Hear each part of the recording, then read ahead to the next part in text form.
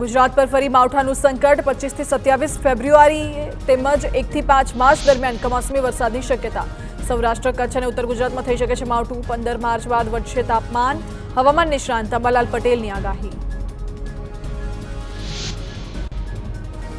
ઉત્તર ભારતમાં થયેલી હિમવર્ષા બાદ રાજ્યમાં ઉત્તરના ઠંડા પવનો શરૂ થયા, જેની અસરોથી અમદાવાદમાં 2 દિવસમાં ઠંડીનો પારો 7 ડિગ્રી ગગડતા ઠંડીનો અહેસાસ। હજુ 2 દિવસ 14 ડિગ્રીની આસપાસ રહેશે તાપમાન।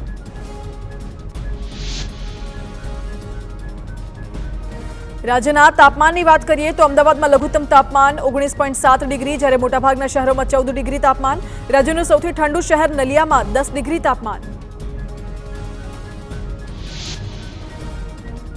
રાજકોટમાં વડાપ્રધાન મોદીના હસ્તે ગુજરાતની પ્રથમ એમ્સ હોસ્પિટલનું ઉદ્ઘાટન। એમ્સ ખાતે 250 બેડની આઈપીડી બિલ્ડિંગ ખુલ્લી મુકાઈ। પરાપીપળિયા ગામ નજીક રૂપિયા 1200 કરોડના ખર્ચે થયું છે નિર્માણ। હોસ્પિટલમાં 20 જેટલા વિભાગ અને 23 જેટલી મલ્ટી સ્પેશિયાલિટી હોસ્પિટલ। રાજકોટમાં યોજાયો વડાપ્રધાન મોદીનો રોડ શો। જૂના એરપોર્ટથી રેસકોર્સ ગ્રાઉન્ડ સુધી જીપમાં વડાપ્રધાને રોડ શો કર્યો। 21 જેટલા સ્ટેજ પરથી પીએમ મોદીનું કરાયું સ્વાગત। વડાપ્રધાને મોટી સંખ્યામાં ઉમટેલા લોકોનું અભિવાદન સ્વીકાર્યું।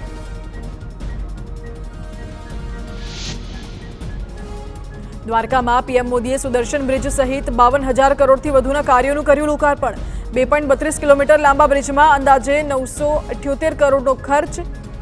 બ્રિજ પરથી સમુદ્રની સુંદરતા જોવા માટે 12 વ્યુઇંગ ગેલેરી। વડાપ્રધાન નરેન્દ્ર મોદીએ જગત મંદિરમાં ભગવાન દ્વારકાધીશના દર્શન કર્યા। મંદિરમાં પૂજારીએ પીએમ મોદીનું સ્વાગત કર્યું, ત્યાર પછી પૂજા અર્ચના કરી। પીએમ મોદીને ખેસ પહેરાવ્યો તેમજ ભગવાન દ્વારકાધીશની છબી ભેટ કરી।